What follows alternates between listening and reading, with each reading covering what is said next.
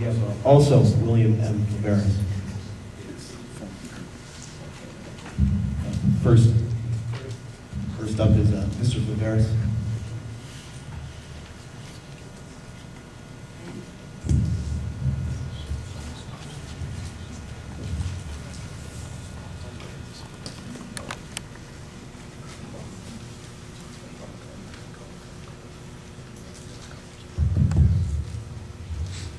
Good evening, ladies and gentlemen. First, I want to thank the Township Association, Southington Schools, the students, superintendent, and all the staff for all the hard work they've done in putting this program together. This is an important service to the community, to Trumbull County, and I thank you for it. Albert Einstein once said, "In matters of truth and justice, there is no difference between large and small problems, for issues concerning the treatment of people are all the same." Einstein was not a lawyer, but he spoke a universal truth. Our courts are supposed to be about truth and justice, but the scales of justice are not always fair. I want to be your next probate judge because I want the people of Trumbull County to know that they will be treated fairly in our court. Among the candidates in this field, I am the most experienced probate attorney. In my 22 years of practice, I've handled over 600 cases in probate courts across the state of Ohio.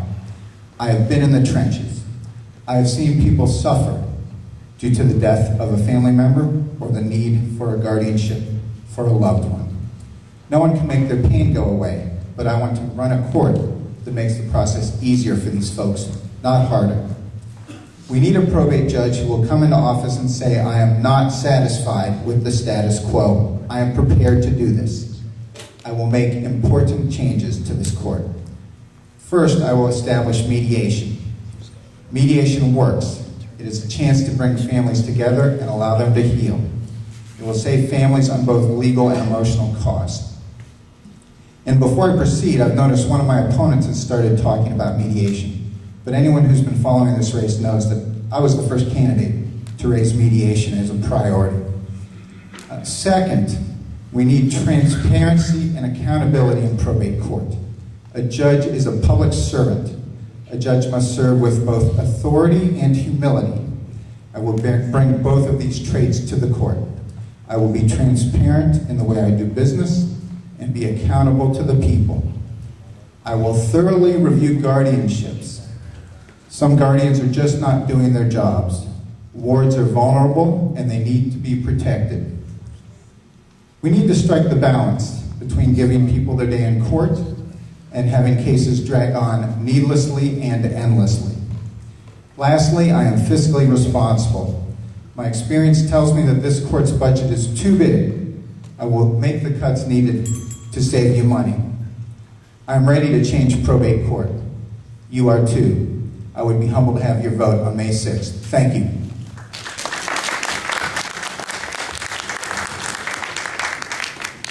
Thank you. Next we have James Fredericka.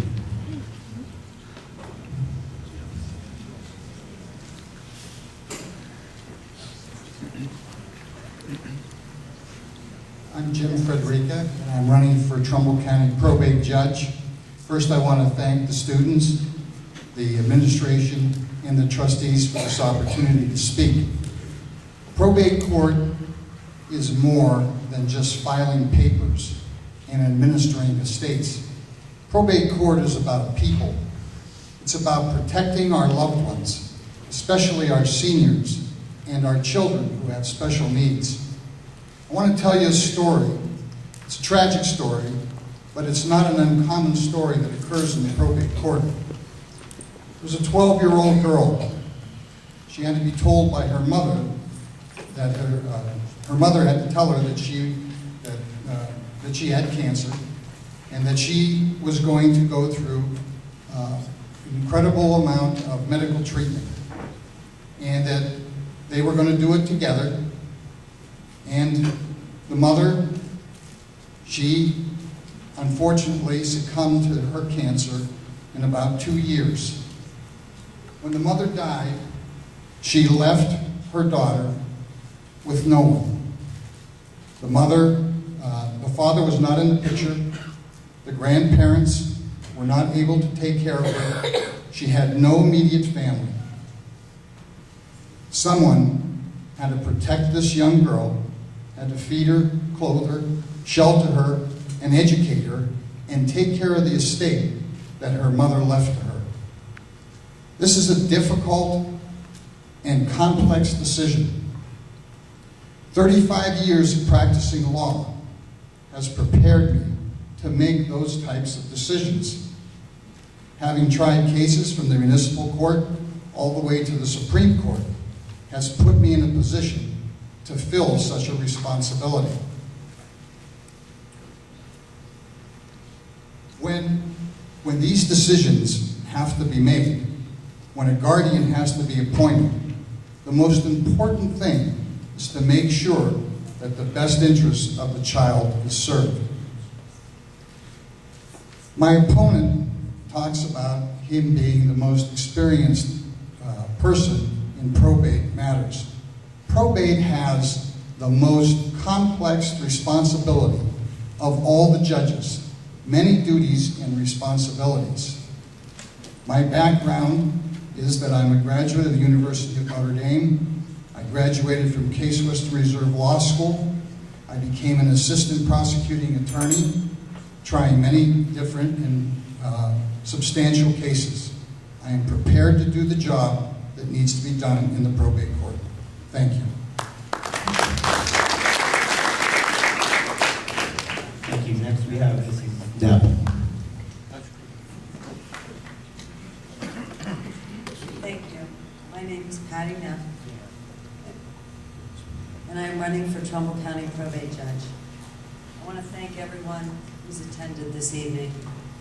I also want to thank the Trustees Association, especially thank all the candidates who came out tonight to speak to you, and especially thank the students. It wasn't so long ago when we were all students and we know what it was like to go to school all day, and then you have to turn around and come back this evening. You've been very gracious and we appreciate it.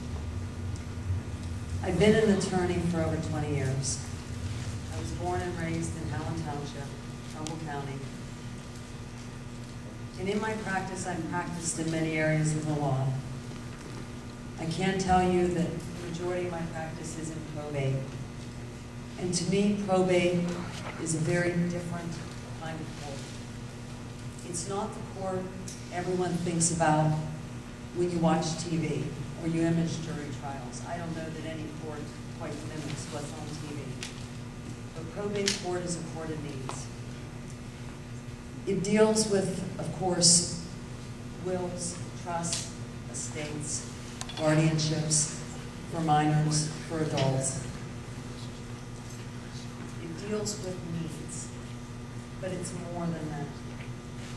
When these matters come to the attention of the court, they're not cases, they're people. And that is one of the most important things we need to remember. What I've learned in my practice is when someone comes into my office, they don't say, I need a full administration of an estate, or I need to protect my family allowance. They don't know those things. Our court deals with good things, happy times, but unfortunately, tragic times. People walk into the office, and all they know is maybe the person they laughed with, they cried with, they shared their dreams with. They don't know where to turn. They have a mortgage.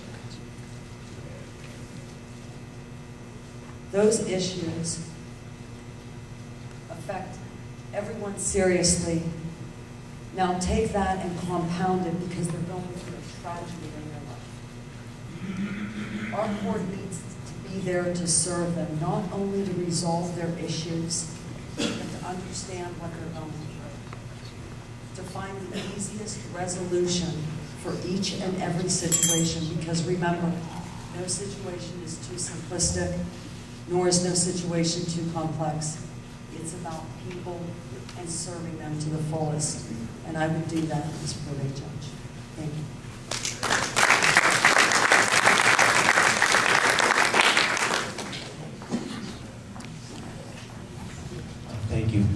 questions. The first one is an open forum. How often and how extensively do you plan to check on the well-being of the ward of the court when you take office? Is that an open question? Yeah, that was an open forum. Okay, go ahead, repeat that. How often and how extensively do you plan to check on the well-being of the ward of the court when you take office? Okay, when you refer to a ward of the court, in those instances, when you have a ward, you have a guardian. So a guardian is accountable to the probate court, and the probate court judge oversees that.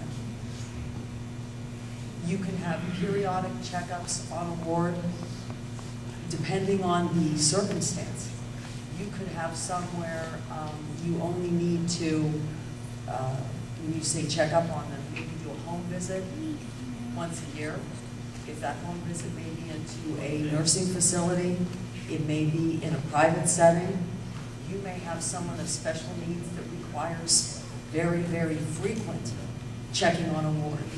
What you have to understand is every situation is different. You really can't say, as probate judge, I decide that checking up on any ward once a year is a sufficient amount of time. A probate judge has to monitor each and every situation that comes before the court, because regardless of whether it's all a guardianship, each particular case scenario differs. Thank you. The probate court now has a system, a program called Guardian Angels program. It's a volunteer program where volunteers are screened and they are trained to visit with the wards of a guardianship.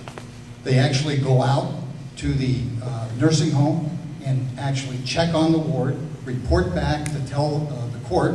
They serve as the eyes and ears of the court and let the court know whether or not the nursing home is doing its job, whether the guardian is doing its job. And I believe under the Guardian Angels program, they're reporting every 6 months. This is a tremendous program. It costs the county nothing, and it serves as the eyes and ears of the court. And if I'm elected probate judge, we will not only reinforce the program that is in place, but expand it. We've heard some good comments already, but I do want to add to what my opponents have said, because I think I can add some helpful information to this question. I agree that each situation is unique. That cannot be overlooked. The Guardian Angels program is also a helpful program. I think that's one that should remain in place, and those volunteers have done wonderful work for the wards that they visit. I've spoken with many of these individuals, and they feel a strong sense of service. But I do want to give a few examples of these situations. When many people think of guardianships, they think of older adults who lived productive lives but are now suffering from mental disability and need a guardian. But those aren't the only situations. I have many guardianships in which disabled individuals turn 18, and at that time they needed a guardian. In those situations, it's almost always one or both parents who are the guardian. Those situations require minimal supervision. But I think with each and every guardianship, the judge needs to have a system in place to make sure the ward is getting the attention he needs. Because I've been hearing from a lot of people in the county who are concerned that there are guardians who are not visiting their wards frequently enough. And these are people who need attention. They're not getting the medical care they need, or for whatever reason their living situation is not adequate. So under Ohio law, the probate judge is actually what we call the superior guardian, and as such, the probate judge needs to make sure that procedures are in place so that wards are protected.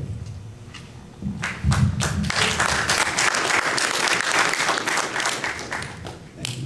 Thank you. The next question is being posed exclusively for Mrs. Knepp.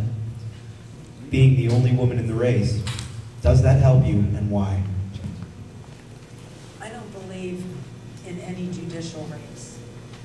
Your gender, your race, your creed, or anything should make a difference. That's my personal opinion. It has been suggested that they say that you will have somebody who will vote for a woman or a man over the other. I personally look at it as our voters are more informed individuals. Just take, for example, here tonight. You're out here, you've taken time out of your evening, you've gone to school all day to come out and make an informed decision. Now think about that. When you listen to each one of us speak, did it really make a difference to you whether a woman was saying it or a man was saying it or what they were saying? And I have found that when I'm out talking to people, it's not about whether they want to vote for me because I'm a woman or either of my friends, Jim or Bill, because they're a man. They want to know what we can do for probate court. So why a person votes, I can't speak for every individual, but I guess what I should say is, I think that the people that we've talked with, they're looking to see who can serve the people of Trumbull County the best.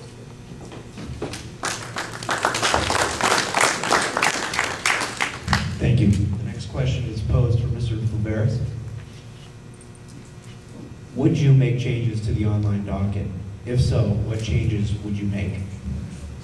I've addressed this issue somewhat. For any of you who visited Vindy.com, you can see that in my online profile. But to speak to the issue that I've already raised, the docket is not the same online as it is if you go to the court.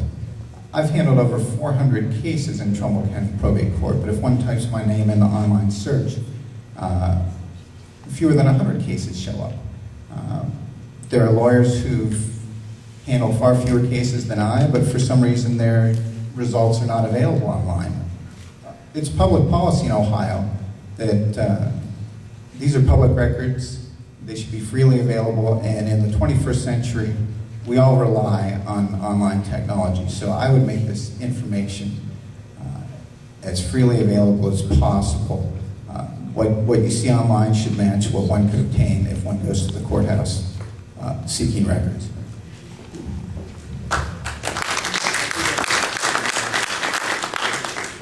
Thank you. The following question is for Mr. Flevares as well. What would you do different in adoption and foster care? In an adoption situation, and I need to preface this by saying an uncontested adoption is perhaps the happiest occasion that one can experience in court. I've represented many individuals in adoptions, and indeed these are happy occasions. I've also been involved in contested adoptions, and as you can imagine, those are very difficult situations. I was able to help a father protect his rights because parents are allowed under the law to fight adoptions. This was a step-parent adoption situation, and I helped the father keep his parental rights. So to lose one's parental rights is rights as a parent. These are one of the most fundamental rights in our society. But I think we also need to serve those children whose parents have lost those rights and put them in a situation where they can be adopted as quickly as possible. Obviously, we should not rush through the process, but these children should not be held up for years when they're loving individuals who are ready to adopt them.